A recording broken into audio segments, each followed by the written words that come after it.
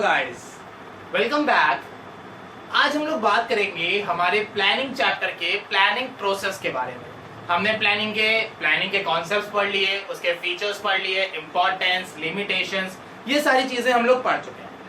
अगर आपने अभी तक नई वीडियो देखी है तो मैं डिस्क्रिप्शन में लिंक दे दूंगा, पहले उस वीडियोस को वॉच कर लीजिएगा, देख लीजिएगा, प्लानिंग का कॉन्सेप्ट समझ लीजिएगा। तो आपके लिए आज के जो इसके प्रोसेस हैं कि प्लानिंग के प्रोसेस क्या होते हैं, कैसे हमें प्लानिंग करनी चाहिए, क्या क्या चीजों को ध्यान में रखना है, क्या क्या चीजें हमें नहीं करनी है, ये सारी चीजें आपको समझना इजी हो जाएगा। आज का जो हमारा टॉपिक है वो है प्लानिंग प्रोसेस। इस प्रोसेस के अंदर हमने इस पूरे प्रोसेस को 6 पार्ट्स में डिवाइड किया। मतलब हमारा जो प्लानिंग के स्टेप्स हैं या प्लानिंग के जो प्रोसेस हैं उनको हमने 6 स्टेप्स में डिवाइड किया है। ये 6 स्टेप्स आपको इन्हीं सीक्वेंस में लिखने हैं जैसे ये लिखे गए हैं। इनको आप ऊपर नीचे नहीं कर सकते हो, क्योंकि भाई प्रोसेस कैसे ऊपर नीचे कर लोगे। जो आपका स्टेप है किसी काम को करने का, आप वही स्टेप तो फॉलो करोगे, है ना। अगर आप वो स्टेप फॉलो नहीं करते हैं तो क्या होगा, काम खराब हो जाएगा।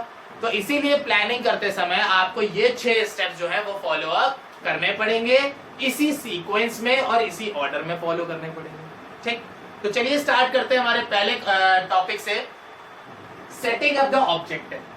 प्लानिंग में मेरा पहला काम क्या होता है कि जो मेरा मैनेजर होता है वो ऑब्जेक्टिव सेट करता है। क्या करता है? ऑब्जेक्टिव सेट करता है। ऑब्जेक्टिव का मतलब हो गया एम सेट करता है कि हमें क्या अचीव करना है। जैसे एक मैनेजर था, उसने टारगेट क्या सेट किया कि हमें 1 मंथ में 10 लाख प्रोडक्ट सोल्ड करने हैं। 1 महीने के अंदर हमें 10 लाख प्रोडक्ट सोल्ड करने हैं। ठीक, अब अगर आपसे कहा जाए कि 1 महीने में 10 लाख करो, अरे बाप रे, 30 दिन में 10 लाख, बहुत बड़ा टास्क दे दिया ये तो। लेकिन अगर वही हम आपसे क्या कहें कि हम कहें इस 10 लाख को आप डिवाइड कर लो 30 से, महीने में 30 दिन होते हैं, आप इस 10 लाख को डिवाइड कर लो 30 से। ठीक, तो अप्रोक्सीमेटली आपको 30 से 33,000 के आसपास अराउंड समथिंग आपका आ जाएगा, जो आपको पर डे की सेल करनी होगी। ठीक, अब एक मैनेजर के अंदर एक ही वर्कर तो होता नहीं, बहुत सारे वर्कर्स होते हैं। तो वो क्या करेंगे, हर वर्कर को टारगेट दे देंगे कि 1 लाख तुम करोगे, 1 लाख तुम, 1 लाख तुम, 1 लाख तुम। तो यहाँ पे क्या हुआ बेसिकली कि मेरे जो मैनेजर था उसका टारगेट था 1 महीने में 10 लाख बेचना था। उसने इस 10 लाख को डिवाइड कर दिया लोगों के बीच में, 1-1 लाख। ठीक, 10 लोगों के बीच में, इस तरह से 10 लोगों के बीच में उसने क्या किया कि वहां पे उसने 10 लोगों के बीच में यहाँ पे उसने 1-1 लाख रुपए यहाँ पे डिवाइड कर दिए। जब उसने 1-1 लाख रुपए डिवाइड कर दिए 10 लोगों के बीच में, तो क्या हुआ, अब टारगेट कितने का रहेगा, 1-1 लाख का। अब आपको 1 लाख प्रोडक्ट 1 महीने में बेचने हैं। तो अगर आप इसको डिवाइडेड बाई 30 कर देते हो तो एक दिन में कितना हुआ, 3,000, 3,000-3,500 गुड्स आपको एक दिन में बेचने हैं। अब तो बेच लोगे। कहां 33,000 थे, कहां 3300 हो गए हैं। इजी हो गया। तो कैसे इजी हो गया, क्योंकि यहाँ पे मेरा जो मैनेजर था उसने ऑब्जेक्टिव या जो एम थे या जो टारगेट थे, एक बड़े से एम को उसने छोटे छोटे पार्ट्स में रख दिया जिससे उसको अचीव करना इजी। जैसे एक और एग्जांपल ले लेते हैं, आप सभी बोर्ड्स की तैयारी कर रहे हैं। ठीक, आपके बीएसटी में मार्क्स बहुत कम आते हैं, सिर्फ 30 से 40 के बीच में आते हैं, आप जस्ट पास हो जाते हो, इससे ज्यादा नहीं ला पा रहे। आप एक टारगेट सेट करो कि अगले टेस्ट में मुझे सिर्फ 5 नंबर ज्यादा चाहिए, बस ज्यादा नहीं चाहिए। अगर मैं 30 ला रहा हूं तो 35 हो जाए, 35 ला रहा हूं 40 हो जाए, 40 ला रहा हूं 45 हो जाए। बस 5-5 का, 1-1 का, 2-2 का, जैसा आप टारगेट सेट कर सकते हो वैसा रखो। सभी के स्कूल्स में मेरे ख्याल से 12th में बोर्ड्स में आपके यहाँ पूरे साल में बीएसटी के 7 से 8 एग्जाम्स होते होंगे। अगर आपने 7 एग्जाम में 5-5 नंबर का टारगेट रख लिया तो 7-5 35, और आप पहले कितना स्कोर कर रहे थे, 35, तो 35 एंड 35 कितना हो गया, 70 हो गया। अरे बाप रे, कहाँ 35 नंबर ला रहे थे, कहाँ 70 नंबर ले आए। क्यों ले आए? क्योंकि आपने क्या किया, आपका जो मेन ऑब्जेक्टिव था बस अच्छे स्कोर करने का, आपने उसको छोटे छोटे पार्ट्स में डिवाइड कर दिया। आपने उसको एक एक टेस्ट में 5-5 नंबर, यानी कि मुश्किल से आपको 1-1 घंटा पढ़ाई और करनी थी, 5-5 नंबर स्कोर कर लिए। ठीक, तो उससे क्या हुआ, आपकी हैबिट बढ़ गई पढ़ने की भी, मार्क्स भी अच्छे आने लगे और आपकी स्कोरिंग अच्छी हो गई। तो आपने क्या किया, जो मेन ऑब्जेक्टिव था उस मेन ऑब्जेक्टिव को आपने छोटे छोटे पार्ट्स में डिवाइड करके अपना ऑब्जेक्टिव अचीव कर लिया। तो वही काम मैनेजर करता है कि वो सबसे पहले क्या करता है, ऑब्जेक्टिव मेन ऑब्जेक्टिव सेट करता है, फिर उस मेन ऑब्जेक्टिव को छोटे छोटे पार्ट्स में डिवाइड कर देता है। ठीक, अब सेकेंड प्रोसेस आता है डेवलपिंग प्रीमाइसेस। डेवलपिंग का मतलब तो हो गया डेवलप करना, बनाना। प्रीमाइसेस का मतलब क्या होता है? Premises refer to the making assumption regarding future. Premises का मतलब होता है हम फ्यूचर के लिए अजम्पशन बना लेते हैं। फ्यूचर के लिए अजम्पशन बनाने का मतलब कि इन फ्यूचर इतना हो सकता है या इन फ्यूचर ऐसा हो सकता है, फ्यूचर में ये हो सकता है। तो जब आप अजम्पशन बना लोगे, अजम्पटिव चीजें करोगे तो क्या होगा, आपके लिए एक बेस तैयार हो जाएगा। जैसे अब जो हमारा पिछला सेशन था 19-20, अभी वो तो खत्म हुआ नहीं। 20-21 वाले बेचारे खुद को शुरू कर नहीं पा रहे हैं क्योंकि एग्जाम ही नहीं दिए पिछले। तो ना तो 19-20 वाले हैं, ना वो 20-21 वाले हैं, तो आप कहाँ हो? बीच में फंसे हुए। तो जब आप बीच में फंसे हुए तो आप अपने लिए फ्यूचर क्या अज्यूम करोगे कि यार मेरे मार्क्स होंगे, कब सेशन शुरू होगा, कब एग्जाम होंगे, कब क्या होगा, कुछ समझ में ही नहीं आ रहा। जो इस साल 12th में गए उनके लिए सबसे दिक्कत वाली बात कि स्कूल्स खुल ही नहीं रहे, तो उनके टेस्ट हो भी नहीं पा रहे हैं। जब स्कूल्स खुलेंगे तो अचानक से टेस्ट भी आ जाएगा, प्रैक्टिकल्स भी आ जाएंगे, वाइवा भी आ जाएंगे, फंक्शंस भी आ जाएंगे, सिलेबस भी रहेगा, बोर्ड्स भी आ जाएंगे, सब कुछ इकट्ठा 4-5 महीने में सब इकट्ठा आ जाएगा। क्योंकि सितंबर में खुलेंगे, अक्टूबर, नवंबर, दिसंबर, जनवरी, फरवरी से बोर्ड शुरू।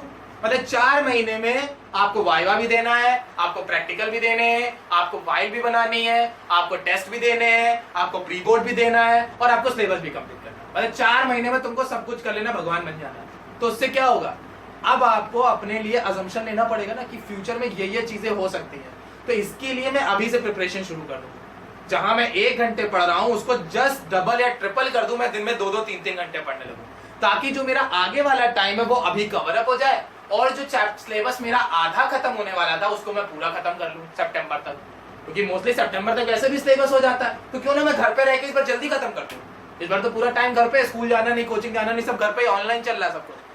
तो क्या होगा, आपने अजम्पशन लिया। यहाँ पे क्या किया आपने, अजम्पशन लिया कि इन फ्यूचर ऐसा हो सकता है, तो उस फ्यूचर के बिहाफ पे मैं अपने प्रेजेंट में ये चेंजेस कर देता हूं। तो आपने ऑब्जेक्टिव सेट किया कि मुझे 80% मार्क्स लाने हैं, ये ऑब्जेक्टिव हो गया। प्रीमाइसेस देखा आपने, मतलब आपने फ्यूचर अजम्पशन किया कि टेस्ट होने नहीं है, एग्जाम्स इतने होने नहीं है, हार्डली 1 या 2 हो पाएंगे। तो उसके लिए क्या करो, अभी से प्रिपरेशन शुरू कर दो, क्योंकि टाइम तो मिलेगा नहीं बाद में। अभी से शुरू कर दो, फिर देखते हैं मैंने क्या स्कोर किया। तो दूसरा क्या हो गया, डेवलपिंग प्रीमाइसेस, यानी कि फ्यूचर को अज्यूम करके एक बेस तैयार कर लो, एक पहले से ही चीजें प्रिपेयर करके रख लो कि मुझे इतना आता है, मुझे ज्यादा पढ़ने की जरूरत अब नहीं पड़ेगी। ठीक। तीसरा, listing the various alternative for achieving the objective. आप जो भी ऑब्जेक्टिव सेट करते हो, हर ऑब्जेक्टिव को अचीव करने के बहुत सारे रास्ते होते हैं। जैसे आप ही लोग भी, बहुत सारे पेरेंट्स ऐसे होंगे जो ये कहते होंगे बेटा सुबह उठ के पढ़ा करो, पढ़ाई अच्छी होती है, 4 बजे उठ के पढ़ा करो, पढ़ाई अच्छी होती है, लिख के याद किया करो, पढ़ाई अच्छी होती है, फोन रख दिया करो, पढ़ाई अच्छी होती है। मतलब सबके अपने अलग अलग कॉन्सेप्ट है, सबको अपनी अपनी अलग अलग थ्योरी बतानी है कि ये काम कर लो पढ़ाई अच्छी होगी, बादाम खाया करो पढ़ाई अच्छी होगी, हल्दी वाला दूध पिया करो पढ़ाई अच्छी होगी। भाई जब मैं पढ़ूंगा तो पढ़ाई अच्छी होगी, इन सारी चीजों से पढ़ाई अच्छी होने वाली नहीं है। ठीक है ना। नहीं तो ऐसे अगर जो बच्चा ऐसा अगर होने लगा तो बच्चा सुबह 4 बजे उठ के ऐसे बैठ जाएगा। अब तो मैं बोर्ड में 90 लेके आऊंगा क्योंकि मैं सुबह उठने लगा हूँ। अब मैं बादाम दूध पीता हूँ, मुझे पढ़ने की जरूरत नहीं, मुझे सब याद हो जाएगा। कुछ होगा? कुछ नहीं होगा। तो ये सारे एक ऑल्टरनेटिव वेज हैं आपके ऑब्जेक्टिव को अचीव करने के लिए, कि यहाँ पे ये सारे मीडियम्स अवेलेबल है कि आप सुबह जल्दी उठ जाओगे तो आपको टाइम ज्यादा मिलेगा पढ़ने के लिए।